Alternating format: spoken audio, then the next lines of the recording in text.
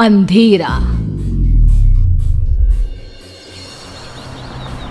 कृपया ध्यान दें। दिल्ली के द्वारका सेक्टर 26 में एक पुराना मकान खाली पड़ा था।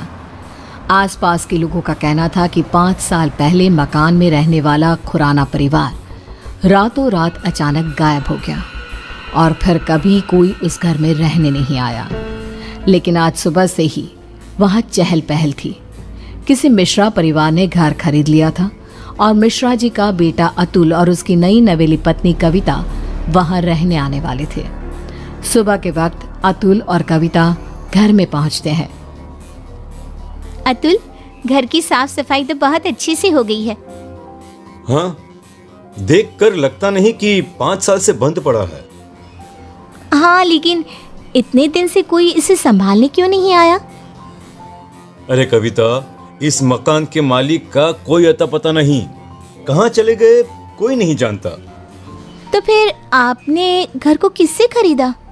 मकान मालिक के कोई दूर के रिश्तेदार हैं, बहुत कम पैसों में बेच रहे थे तो मैंने खरीद लिया। जानती हो ना, दिल्ली में जमीनों के भाव कितने हो गए हैं। हाँ, लेकिन कोई गड़बड़ तो नहीं है ना? नहीं बाबा, ऐसा कुछ नहीं है। अतुल बाथरूम में नहाने जाता है और कविता किचन में। तभी उसके हाथ से स्पून गिर जाती है। जैसे ही कविता स्पून उठाने के लिए नीचे झुकती है, उसे किचन की शेल्फ के नीचे किसी की आंखें नजर आती है। कविता चीख कर बाहर की तरफ भाग आती है। अरे कविता, कविता क्या हुआ? अरे तुम ऐसे चिल्ला क्यों रही थी? क्या हुआ? वहाँ अलमारी के नीचे कोई है। अतुल नीचे झुककर देखता है और घबरा के पीछे हट जाता है। मैंने कहा था ना, कुछ है वहाँ पर। अतुल, चलो हम यहाँ से चलते हैं।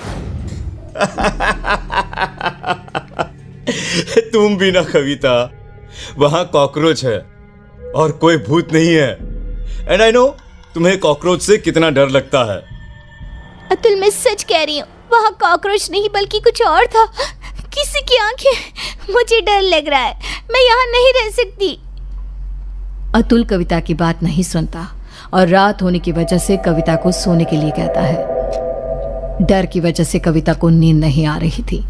तभी उसकी नज़र कमरे की छत पर लगे फैन के पास एक मकड़ी पे जाती है। वो मकड़ी को देखने लगी। देखते ही देखते कविता को एहसास होता है कि मकड़ी का आकार बढ़ता जा रहा है।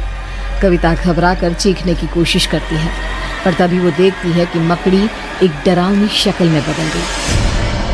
अतुल, उठो, वो देखो। क्या हुआ कविता? तुम ठीक तो हो ना? क्या हुआ? वो देखो अतुल, वो कौन है? एक छोटी सी मकड़ी, और कौन? इस घर में कुछ अजीब है अतुल, हमें यहाँ नहीं रहना चाहिए। ऐसा कुछ नहीं है, बेकार में डर रही हो तुम। अगली सुबह ब्रेकफास्ट के टाइम पर। कविता, आज मैं ब्रेकफास्ट नहीं कर पाऊंगा, मुझे बहुत देर हो गई है। प्लीज अतुल, कुछ तो खा लो। देखो, मैंने नाश्ता टेबल पर लगा दिया है। प्लीज कविता, तुम फ्रिज में रख दो, मैं निकाल कर खा लूंगा शाम को, ठीक है? Okay, bye. अतुल ऑफिस चला जाता है और कविता किचन में काम करके जैसे ही बाहर निकलती है तो देखती है कि डाइनिंग टेबल पर एक बुजुर्ग औरत और एक आदमी बैठ के ब्रेकफास्ट कर रहे थे। कविता ये देखकर खौफ से भर जाती है। कौन है आप लोग और यहाँ क्या कर रहे हैं? अतुल, बचाओ। क्यों डर रही हो बेटा? मैं इस घर का मालिक हूँ, रंजीत खुराना। और मैं इनकी बीवी रमनदीप खुराना। लेकिन आप लोग तो गायब। मेरा मतलब। किसने कहा? अरे हम तो यहीं रहते हैं, इसी घर में। वो देखो, हमारे कपड़े, सारा सामान सब तो है।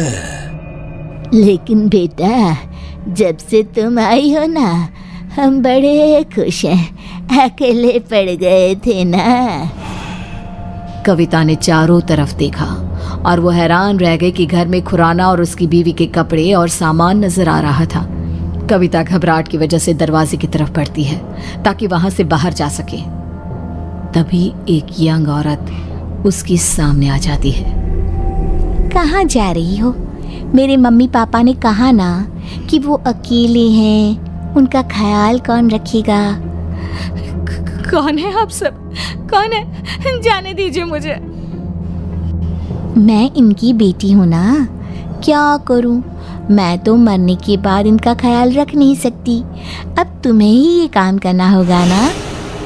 हेल्प, कोई बचाओ मुझे। कविता भागती है और अपने कमरे में जाकर एक कोने में बैठ जाती है। पूरा दिन वो एक जगह बैठी रहती है। शाम को 5 बजे अतुल घर आता है और कविता को ऐसी हालत में देखकर परेशान हो जाता है। क्या बात है? अरे तुम यहाँ ऐसे? तुम्हारी तबीयत खराब है क्या? क्या हुआ? वो अतुल खुराना और उसकी बीवी यहाँ इस घर में।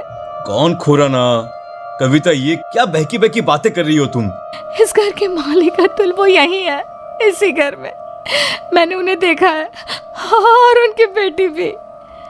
तभी कविता ने देखा कि बुजुर्ग औरत, आदमी और उनकी बेटी कविता के ठीक सामने आकर खड़े हो गए। वो देखो अतुल, वो सब यहाँ है, तुम देख रहे हो ना? ओ ये, अरे ये तो मेरे मॉम डैड हैं। इनसे डरने की क्या जरूरत है? चलो अब उठो, डिनर बनाओ सबके लिए। और सुनो, मम्मी पापा को इंसानों का मांस बहुत पसंद है, तो वही पकाना। क्या कहा तुमने? तुम्हारे मम्मी पापा? लेकिन तुम अतुल मिश्रा मेरे पति हो, और ये खुराना, और ये क्या मजाक है? इंसानों का मांस? कौन हो तुम? ओह अच्छा, तुम्हारा पति। तुम उसकी वजह से परेशान हो। रुको। अतुल पीछे पलट कर देखता है और फिर जैसे ही वो कविता की तरफ पलटता है, कविता ने देखा कि उसका चेहरा पूरी तरह से बदल गया था और अब वो किसी भेड़िए की तरह नजर आ रहा था। कौन हो तुम? मेरे पति कहाँ है? क्या किया तुमने उसके साथ? अतुल ने रूम की छत की तरफ इशारा किया।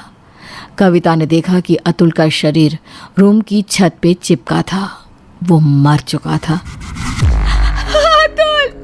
अतुल कोई बचाओ। अब कुछ नहीं हो सकता। जानती हो, ऐसे ही उस रात हम सबको मार के छत पे लटका दिया गया था। क्या गलती थी हमारी और मेरे परिवार की? यही इसी फैन के पीछे हमारी डेड बॉडी छुपा दी गई, फॉल सीलिंग करवा के, ताकि किसी को पता ना चले। हम सब यहाँ कैद हैं।